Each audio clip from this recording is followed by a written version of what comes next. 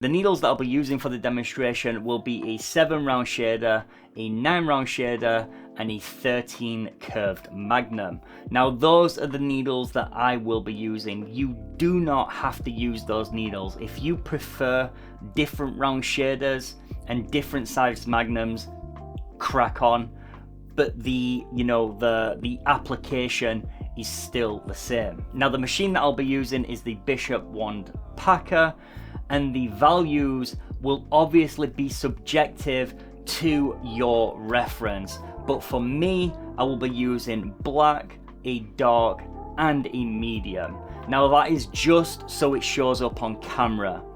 The values may be obviously different on the actual reference, and you would tattoo it to the values that you see, but I will be using those 3 tones. Now when it came to stenciling beards, I used to just get the general direction, and then I used to vary up some line weight to go on top of that direction for the values and the value changes. But now I use an app called Ghostline. Now if you don't know what Ghostline is, you can go over to my previous video and it explains what it is and what it does. But Ghostline for me, for beards and hair, is just it's tippity top. Now you don't need Ghostline to do this type of stencil. It can be done on iPad and there is plenty of reels out there, but briefly this is how you do it. Alright, so firstly what we're going to do is we're going to take our image, we're going to go to layers, and we're going to duplicate it 3 times.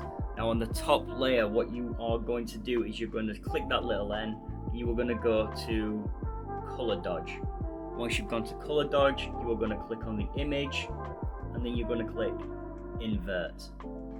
Once you've inverted it, you're going to go up to this, you're going to click Gaussian blur, and then you're just going to slide until you find the amount that's good for you.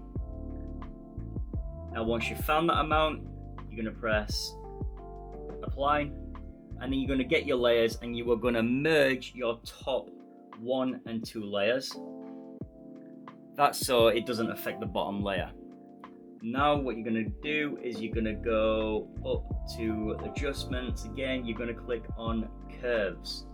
Now once you've got your curves, you're just going to bring the center down just to darken your stencil up. Once you have your beard stenciled, you are ready to go. Now I do apologize for the lightness of the stencil. It isn't a very good stencil, but it serves the purpose of what I need. So firstly, what we are going to do is we are going to get our smallest round shader, and we are going to go through and map in all those little black bits on the stencil. These are the deepest areas, so we know that we can do on black and we will be absolutely fine.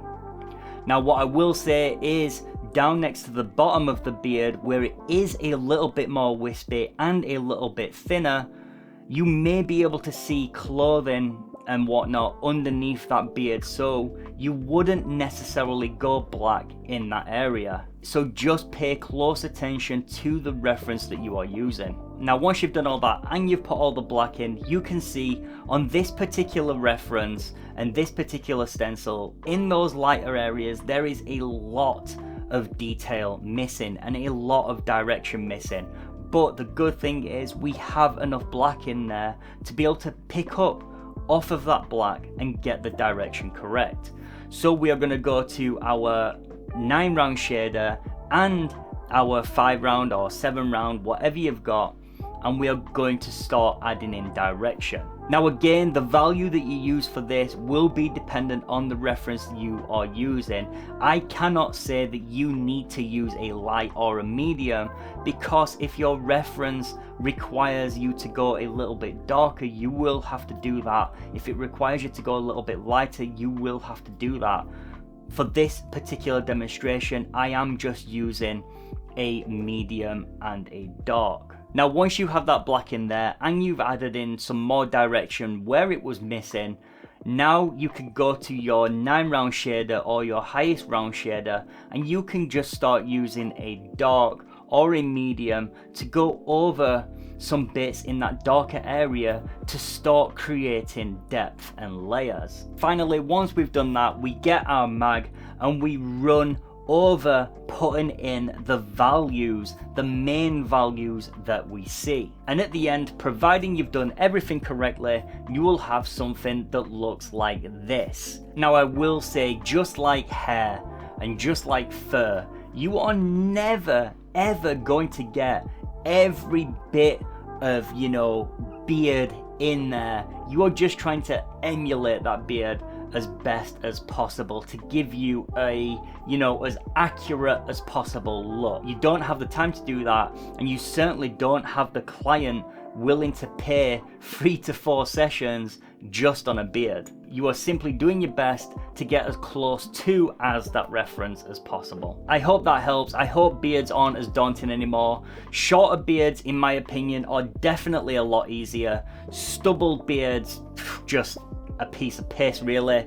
But if you do want to see those videos, comment below, let me know you want to see them, and you know, if you're struggling with shorter beards that much, I'll happily help you out.